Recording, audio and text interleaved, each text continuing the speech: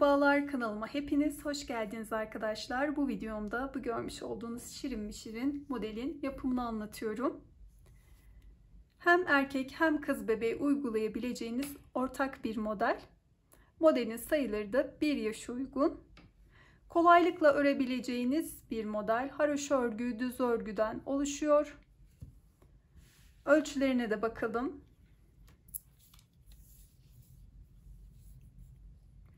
Boy 31 santim, en 25 santim, yaka genişliği 13, kol genişliği 11 santim. Model için bir yumak ip gerekli zemin kısmına. Bu kısımda da çok az bir beyaz iplik kullanıyoruz. İşleme kısmında da yine çok az mavi iplik kullanıyoruz. Bu kısma ben bir hazır fiyonk ekledim. Siz dilerseniz örgüden yapabilirsiniz veya kurdeleden hazırlayabilirsiniz. 4 adet de düğme gerekli. Diğer yaşlara nasıl yapabiliriz? Kısaca bahsedeyim. Yakadaki ilmek sayısını 3 yaşa kadar kullanabiliriz. Burada farklılık olarak robamızı dilediğimiz kadar artırabiliriz bebeğin ölçüsünü alarak. Sonra beden kısmına geçebiliriz. Çok kolay bir model. Sonraki yaşlara da örmek istersek her yaş için her ayrıma 2'şer ilmek ekliyoruz. Bu şekilde başlangıcı yapıp devam ediyoruz. Diğer yaşları ölçü alarak yaparsak daha uygun olur. Çünkü her çocuğun gelişimi farklı. Yapılışına geçmeden önce sizlerden ricam videomu beğenip kanalıma abone olarak destek vermeniz. Desteğiniz benim için çok önemli. Şimdiden teşekkür ederim.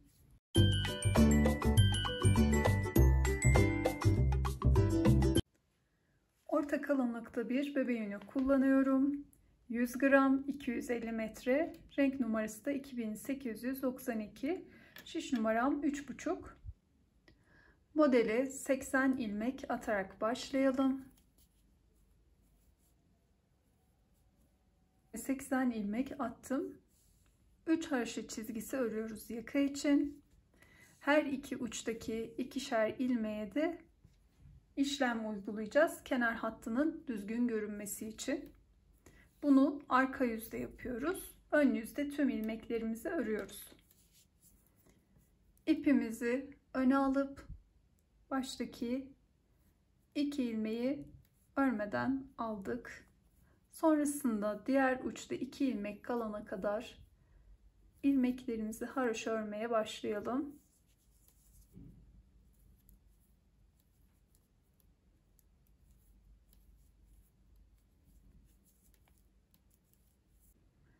Sıranın sonunda 2 ilmeğim kaldı. Yine ipimi öne alıyorum ve bu 2 ilmeği örmeden şişe aktardım. Ön yüze çevirdim.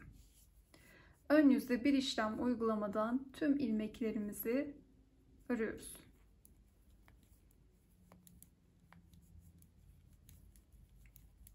Tüm ilmekleri örerek sırayı tamamladım. Arka yüze geçtim. Arka yüzde yine aynı işlemi uyguluyoruz. Ta ki modelimiz bitene kadar. Başta 2 ilmeği örmeden alıyoruz. Örgümüze devam ediyoruz.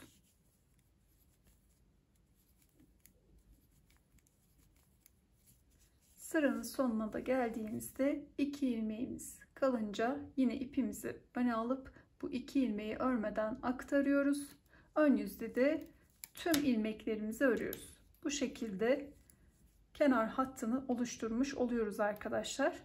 Şöyle ön yüze çevirdiğimde ilk haroşa çizgim oluştu. Bunu 3 haroşa çizgisine tamamlayalım. 3 haroşa çizgisine tamamladım. Öreceğimiz bu sırada hem ayrımları yapıp sıra sonunda da ilk iliğimizi açıyor olacağız. Her iki uçtaki 6'şer ilmeğimizde düğme bandı olacak. Bu kenar kısımda yaptığımız modelde bitene kadar bu şekilde devam edecek. 2 3 4 5 6 ilmek düğme bandını ördüm. Bir ilmek düz örüyorum. Bu düz ilmeğimizin yanından artırmalarımızı yapacağız. Artırmalarımız bu şekilde gizli artırma. Parmağımıza dolayıp çaprazlayarak ilmek atıyoruz. Ardından kol ayrımı için 9 ilmek düz örüyorum. 1, 2, 3, 4, 5, 6, 7, 8, 9. 9 ilmek ördüm kol ayrımı için. Artırmamı yapıyorum. Her artırma kısmında da ikişer artırma ilmeğimiz olacak. Her ön yüzde iki tarafından artırıyoruz. Gizli artırmamı yaptım. 2 artırma ilmeğini haroşa ördüm. Ön yüzde de arka yüzde de haroşa örülüyor bu 2 ilmek. Diğer yanından artırmamı yapıp arka ayrıma geçiyorum. Arka ayrım içinde 24 düz ilmek örüyoruz.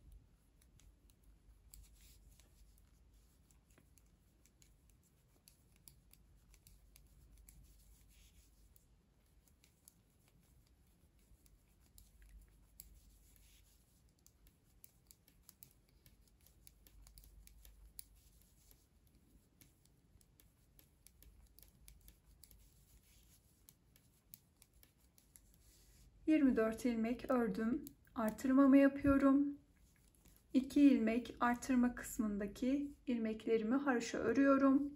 Sonrasında diğer yanından artırdım. Kol ayrımı için 9 ilmek örüyorum.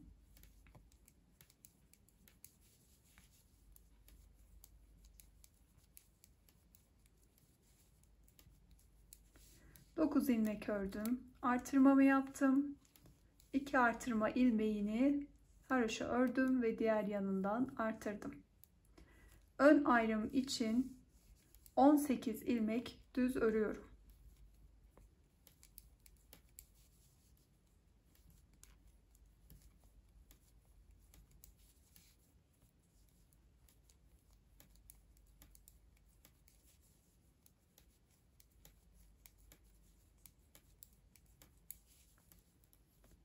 ...18 ilmek ördüm. Sonda 7 ilmeğim kaldı. 1 ilmek artırıyorum. Bu kısımda hatırlarsanız 6 ilmek düğme bandını ördükten sonra bir düz ilmek örüp sonrasında artırmıştım. Burada da aynı şekilde öncesinde artırıyorum. Bu bir düz ilmeği örüyorum. Kalan 6 ilmeğim de düğme bandında haroşa olarak devam ediyor. 2 ilmek haroşa örüyorum. Bir doladım. Sonrasında 2 ilmeği birlikte örerek kestim. Kalan 2 ilmeğimi de örüp sırayı tamamladım. İlk iliğimi de açtım. Arka yüze geçtim. Yine başta ve sondaki 2 ilmeğimi örmeden alıyorum. 2, 3, 4, 5, 6. 6 ilmek düğme bandını ördüm. Sonrasında bir düz doladığım ilmekleri de şu şekilde yandan şişimi geçirip ters örüyorum. Artırma kısmına kadar geliyorum. Artırma kısmına geldim. Artırdığım bu ilmeği ters örüyorum. Daha doğrusu artırdığımız tüm ilmekleri robada arka yüze geçtiğimizde bu şekilde ters örerek buradaki ters ilmekleri katıyoruz. Sadece arka yüzde bu 2 artırma ilmeği haroşaydı. Bunları yine haroşa örüyoruz. Artırılan ilmekler de arka yüzde ters örülüyor.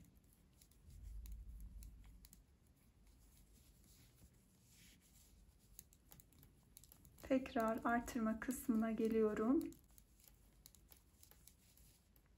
Artırdığım ilmeği şişimi bu şekilde geçirdim yandan ve ters ördüm. 2 artırma ilmeğini de haroşa ördüm. Diğer yanındaki yine ilmeği de ters örüyorum.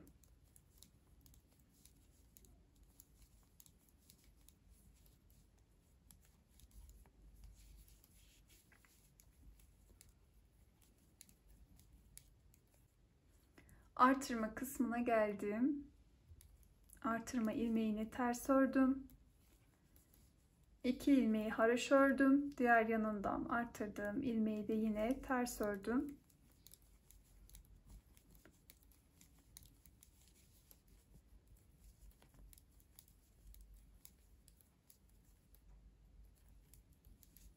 Artırdığım ilmeği ters ördüm. Kenar kısımdaki ilmeği, bir ilmek vardı, onu da ters ördüm. 6 ilmeğim kaldı. 4'ünü haroşa örüyorum. Kalan ikisini de örmeden aktardım. Ön yüze geçtim. Şimdi bir sıra daha birlikte artıralım. İyice otursun modelimizin artırma kısmı. Şöyle 2 ilmek örmeden aldıklarımızı düz örüyoruz. Sonrasında 4 ilmeğimiz haroşa, bu şekilde 6 ilmek düğme bandını tamamladık. Bir düz ilmek ördük, hemen yanından artırmamızı yaptık. Buradaki artırma kısmına gelelim. Kol ayrımındaki ilmeklerimizi örerek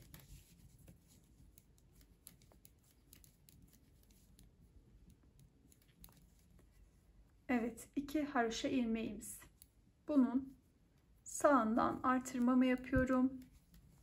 2 ilmek haroşayı örüyorum ve solundan artırmamı yapıyorum. Diğer artırma kısmına kadar arka ayrımı örelim. Arka ayrımı örüp diğer artırma kısmına geldim. Yine sağından artırıyorum. 2 artırma ilmeğini haroşa örüyorum. Solundan artırıyorum.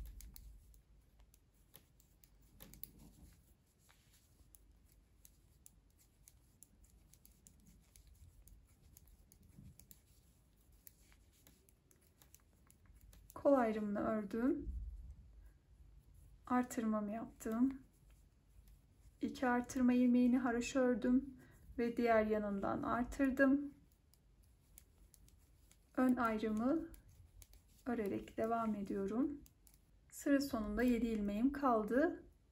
Bir düz ilmeğe geldiğimizde önce artırmamızı yapıyoruz. Sonrasında düz ilmeğimizi örüp düğme bandına geçiyoruz. 4 ilmeğimiz haroşa, 2 ilmek de kenar kısmı düz.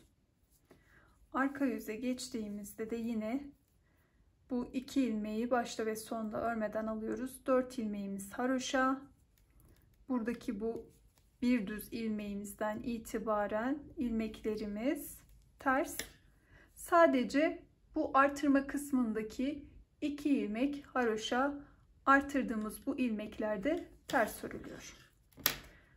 Zaten şöyle birkaç sıra ilerlediğinizde bu 2 haroşa ilmek iyice belirgin oluyor. Zaten şu anda da bakın belirgin. Bunun her ön yüzde her iki tarafından artırıyoruz.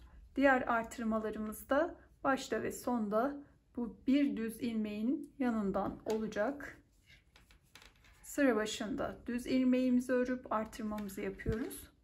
Sıra sonunda da artırmamızı yapıp düz ilmeğimizi örüyoruz. Sonrasında düğme bandına geçiyoruz. Bu şekilde artırarak modelimizi ilerletelim. Ardından 13 haroşa sırasında bir de düğme iliklerimizi açalım.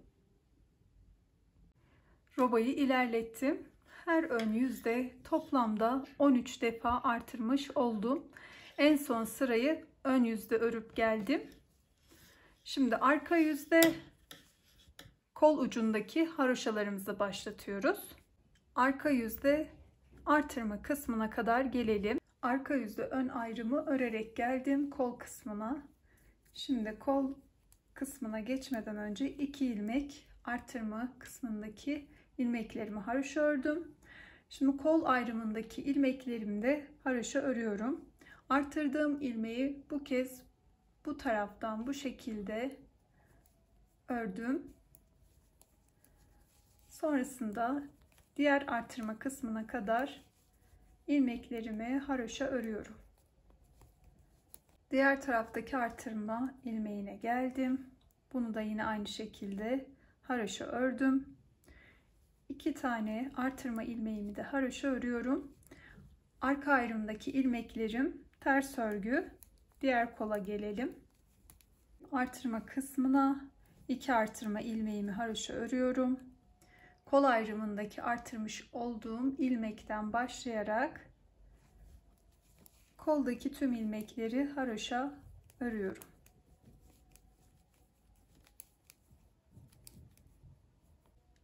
Diğer taraftaki artırma ilmeğine geldim. Bunu da haroşa örüyorum. Bir ters ilmeğim var.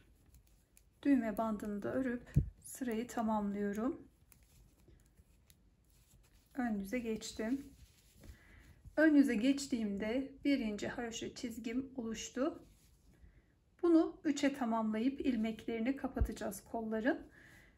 Bunu yaparken her ön yüzde yine artırmalarımızı aynı şekilde devam ediyoruz.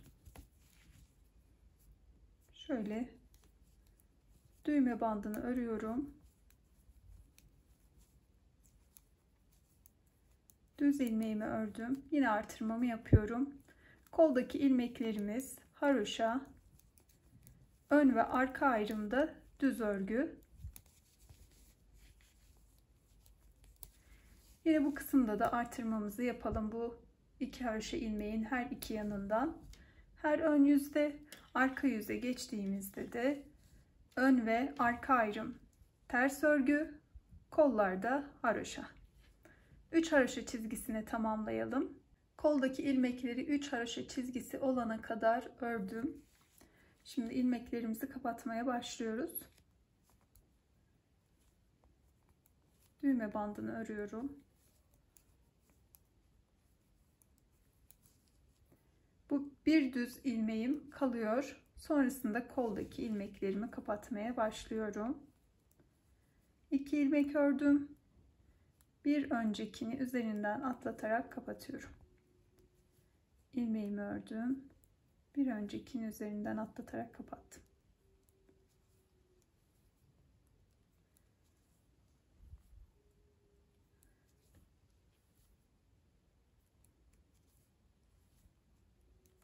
Bu şekilde koldaki ilmekleri kapatalım. Artırma kısmındaki ilmeklere geldim.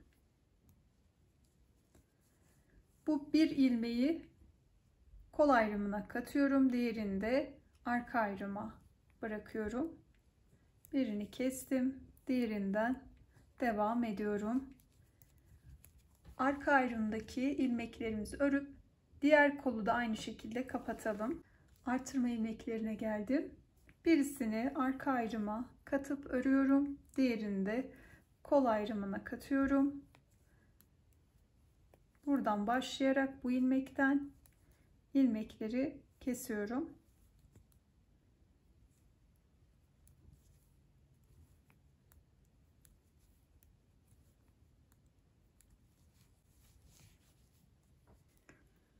İlmekleri kapattım. Bir ilmeği de ön ayrıma bıraktım. Artırma ilmeğinin. Şimdi bu kısmı örüp tamamlayalım.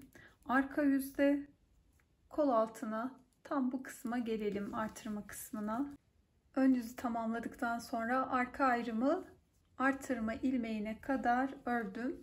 Şimdi her iki uçta birer ilmeği birlikte örerek kol altını birleştirmiş oluyoruz. İpimi öne aldım. 2 ilmeği birlikte bu şekilde ördüm ve kol altını birleştirmiş oldum. Diğer kol altına gelelim. Şişte bir ilmeğim kaldı. Diğer tarafı da bu şekilde getiriyorum. Her iki taraftan birer ilmeği yine birlikte örerek bu kol altında birleştirmiş oluyorum. Düğme bandım kaldı. Bunları da örüp sırayı tamamladım. Ve bu şekilde kol altı birleştirmelerini de tamamlamış olduk. Modelimizin roba kısmı tamamlandı. Artık her iki uçtaki bu düğme bandını haroşa örüyoruz. Diğer ilmeklerimizin tümü ön yüzde düz, arka yüzde ters örgü. Bu şekilde örerek beden kısmını ilerletelim. Modeli ilerlettim. 13 haroşa çizgisinde bir de iliklerimi açtım. En son ön yüzü örüp geldim. 4. iliğimi açtım. Şimdi arka yüzde tüm ilmeklerimizi haroşa başlatıyoruz. Başta ve sondaki bu yine ilmeklerimizi örmeden alıyorduk. Yine aynı şekilde alıyoruz. Sonrasında tüm ilmekleri haroşa örüyoruz. Ön yüzde ilk haroşa çizgimiz oluştu. Kol ucunda yaptığımız gibi 3 haroşa çizgisine tamamlayalım. Sonrasında ilmeklerimizi kapatalım. Bu kısmı da tamamladım. İlmeklerini kapattım. Yeleğimizin örgü kısmı tamamlanmış oldu. Şimdi bulut figürüne geçiyoruz. Sonrasında da işlemeyi yapacağız. Bulut figürü için beyaz iplik kullanıyorum. Şiş numaram aynı. 20 ilmek attım şişime. Bulut figürünü haroşa örerek oluşturuyoruz. Arka yüzde tüm ilmeklerimizi haroşa örmeye başlıyoruz.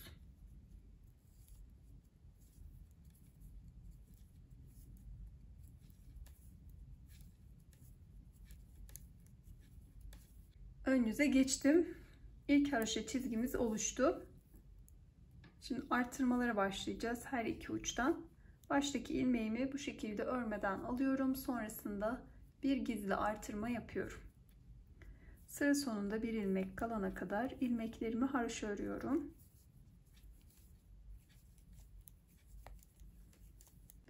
Bir ilmeğim kaldı. Yine aynı şekilde bir gizli artırma yapıp kalan ilmeğimi örüyorum. Arka yüze geçtiğimde yine başlangıçta ipimi arkaya atıyorum. İlk ilmeğimi örmeden alıyorum. Artırmış olduğum ilmeği de bu şekilde yandan şişime geçirip haroşa örüyorum.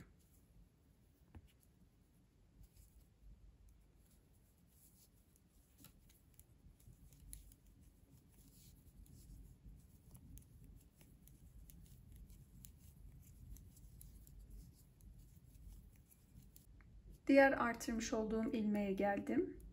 Bunu da yine haroşa örüyorum. Kenarda kalan ilmeğimi de ön yüze çeviriyorum. Baştaki ilmeğimi örmeden aldım. Tekrar artırıyorum.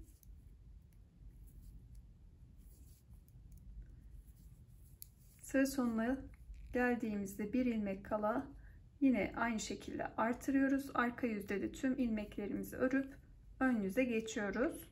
Ön yüzdeyim. Toplamda 2 defa artırdık. 3. artırma sırasındayız. Bir kez daha artıracağız. İlk ilmeğimi örmeden aldım. Artırmamı yapıyorum. Yine aynı şekilde sıra sonunda bir ilmek kalınca artırmamızı yapalım. Arka yüzü örüp ön yüze geçelim. Ön yüzdeyim. Toplamda 3 defa sıra başında ve sıra sonunda artırmamızı yaptık. Şişimizde 26 ilmeğimiz oluştu. Şimdi artırma yapmıyoruz artık. Ön yüzde bir sıra, arka yüzde de bir sıra örelim. Bu kısmı 5 haroşa çizgisine tamamlayalım. Ön yüzdeyim. Şimdi her iki uçta eksiltmelere başlıyoruz. Yine baştaki ilmeğimizi örmeden alalım. Sonrasında 2 ilmeği bu şekilde birlikte örerek kesiyoruz. Sıra sonunda 3 ilmek kalana kadar örelim. 3 ilmeğim kaldı. İkisini birlikte örerek bir ilmek de bu kenarda eksiltiyorum. Kalan bir ilmeğimi de örüyorum. Arka yüzde ilmeklerimi örüp ön yüze geçiyorum. Ön yüzdeyim. Bir önceki sırada yaptığımız gibi başta ve sonda birer ilmek yine kesiyoruz. İlk ilmeğimi örmeden aldım. 2 ilmeği de birlikte örerek kestim. Sıra sonunda da 3 ilmek kalınca ikisini birlikte örüp kesiyoruz. Kenar ilmeğimizi örüyoruz. Arka yüzü örüp tekrar ön yüze geçiyoruz. Aynı şekilde başta ve sonda birer ilmek daha keselim. Arka yüzü örelim. Ön yüzdeyim. Şişimde 20 ilmeğim kaldı. Başlangıç sayımıza tekrar ulaştık. Şimdi başta ve sonda ilmek keseceğiz. Bu tarafı ön yüzde, diğer tarafı da arka yüzde. Baştaki ilmeğimi örmeden alıyorum. Sonrasında bir ilmek ördüm. Diğerini üzerinden atlatarak kestim. 1 2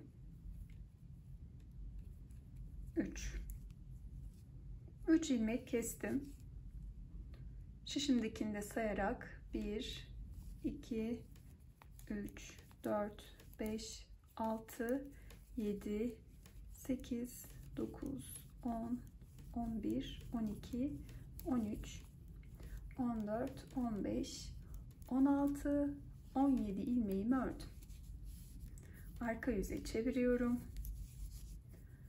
Şöyle yine baştaki ilmeğimi örmeden alıyorum. Diğer ilmeği ördüm. Bir öncekini üzerinden atlatarak kapattım. 1 2 3 Şişimde toplamda 14 ilmeğim kaldı. Bunları örüyorum.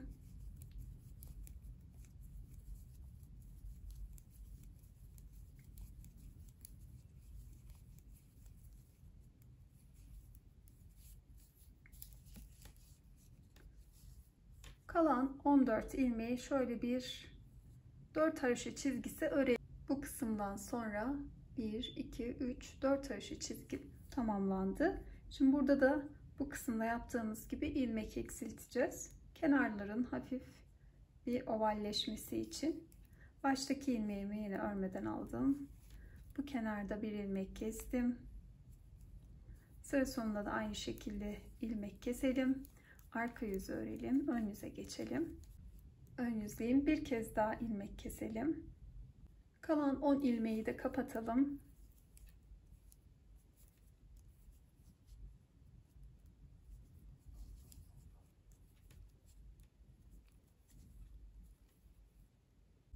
İlmekleri kapattım. İpimi biraz dikiş için uzunca tutup kestim. Dikişten önce bulut kısmında göz işlememiz olacak. Şöyle ikiye katlıyoruz. Tam orta kısmı belirleyecek şekilde buraya bir işaret takabiliriz. Şöyle ben bir iğne geçiriyorum bu kısma. Gözler için siyah nakış ipi kullanıyorum. Şu kısımdan isterseniz bir kalem ile geçip sonra üzerine işleyebilirsiniz. Ben böyle göz kararı yapacağım. 1 2 3. haroşa çizgisinden şöyle kenardan sayıyorum. 1 2 3 4 4. ilmekten tam bu kısımdan çıkarıyorum iğnemi. Sonrasında şöyle bir hafif 1 2 3. sıraya batıyorum yatay bir şekilde.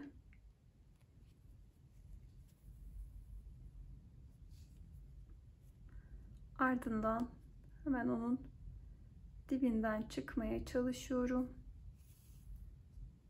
Sonrasında bu kısma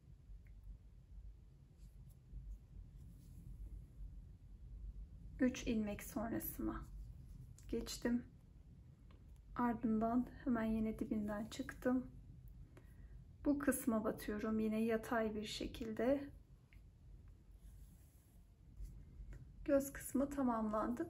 Aynısını diğer tarafa da yapıyoruz. Yine sayılara bakarak işlemeleri tamamladım. Farklılıklar olabilir. Bunlara takılmayın arkadaşlar. Bariz bir fark yoksa tabii. Şöyle tam orta kısmı belirleyelim. Şöyle bir tık üzerine yerleştiriyorum. İki taraftan da ölçerek de yapabilirsiniz. Şöyle bu kısmı da damlaları işleyeceğiz. Öncesinde bir iğne ile sabitliyorum.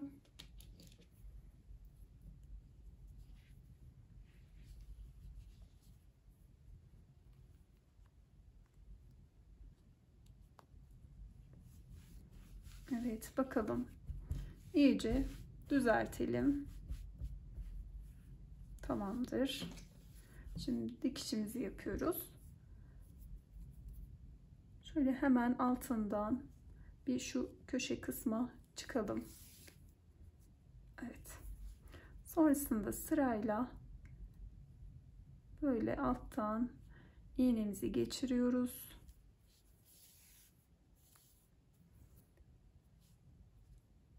Şu dibinden batıyorum tekrar.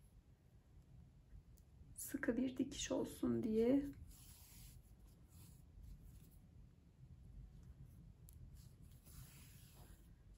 Çevresini bu şekilde giderek dikişi tamamlayalım. Bu kısım tamamlandı. Şimdi işleme kısmına geçiyoruz. Bunun için de mavi ip kullanıyorum.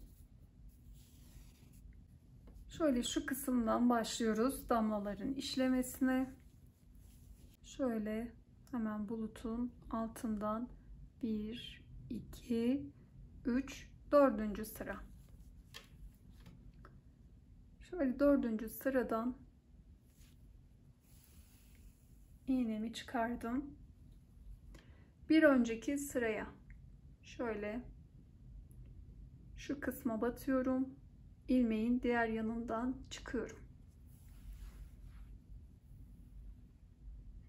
Yani arada bir sıra kalacak ve tekrar aynı yere geri dönüyorum.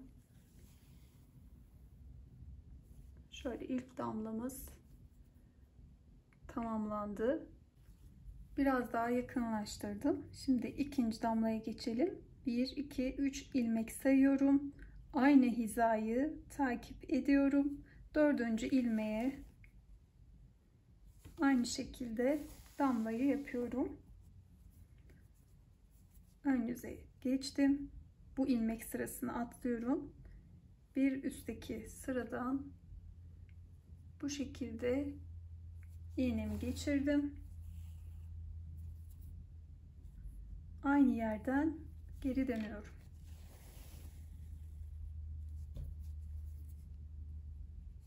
Şöyle buradaki gevşekliği iğnenizle ayarlayabilirsiniz. Tekrar 1, 2, 3 ilmek saydım. 4.'ye sırayı takip ediyorum. Bu kısımdan çıkacağım.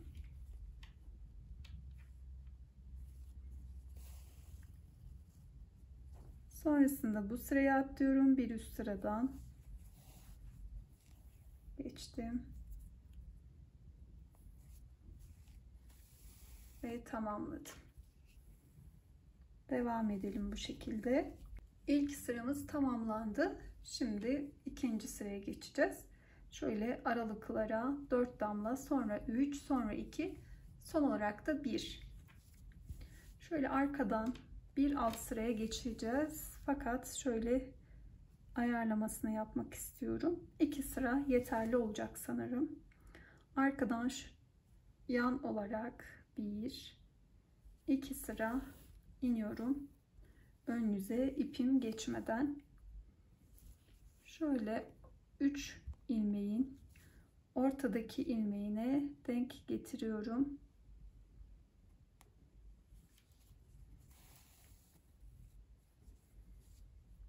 Bu kısımdan çıktım. Bu sırayı atlıyorum. Bir önceki sıradan yine iğnemi geçiriyorum. Döndüm. Şimdi yine aynı şekilde bu ortadaki ilmeği hizalıyoruz. Bu kısımdaki sıradan devam ediyoruz. Şöyle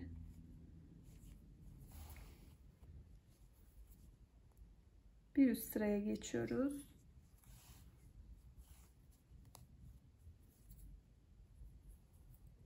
Aynı yere geri döndüm.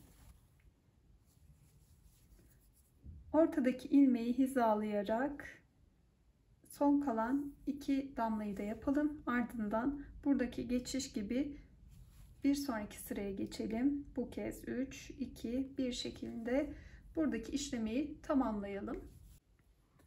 İşleme kısmını tamamladım. Buraya da küçük bir fiyonk ekledim. Düğmelerini de diktim. Bu şirin modelimiz tamamlanmış oldu. Vakit ayırıp benimle birlikte bu modeli deneyip ördüğünüz için teşekkür ederim. Videomu beğenip kanalıma abone olarak destek vermeyi unutmayın lütfen. Model ile ilgili yorumlarınızı da yorum kısmına bırakın. Hepsini tek tek okuyorum. Şimdiden teşekkür ederim. Bir sonraki videoda görüşene dek sevgiyle kalın.